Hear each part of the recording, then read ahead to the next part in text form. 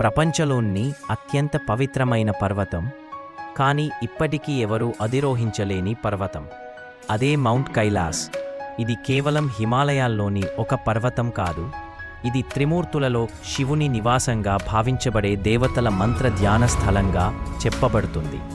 Mount Kailash ఇది తిబెట్ ప్రాంతంలోని ఒక పర్వతం.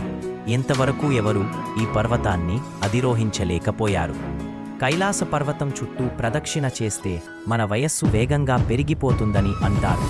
ఈ ప్రాంతానికి వెళ్లిన యాత్రికులు కొన్ని రోజులకే హెయిర్ గ్రే అవడమో, నఖాలు పెరగడమో జరిగిందని చెప్పారు. ఈ పర్వతం చుట్టూ ఉన్న ఎనర్జీ ఫీల్డ్ చాలా పవర్ఫుల్ అని శాస్త్రవేత్తలే గుర్తించారు. గ్లోబల్ శాటిలైట్ మ్యాప్స్ కూడా ఇది భూమి మధ్యలో ఉన్న ఆధ్యాత్మిక ధ్రువం అని చెబుతున్నాయి. కైలాస పర్వతం మీద భగవంతుని ఆశీర్వాదం ఉందని, కానీ శాస్త్రవేత్తలకు మాత్రం ఇది ఇప్పటికీ అన్సాల్వ్డ్ మిస్టరీ. ఈ రహస్య పర్వతం గురించి మీ అభిప్రాయమేంటి? కామెంట్స్లో చెప్పండి.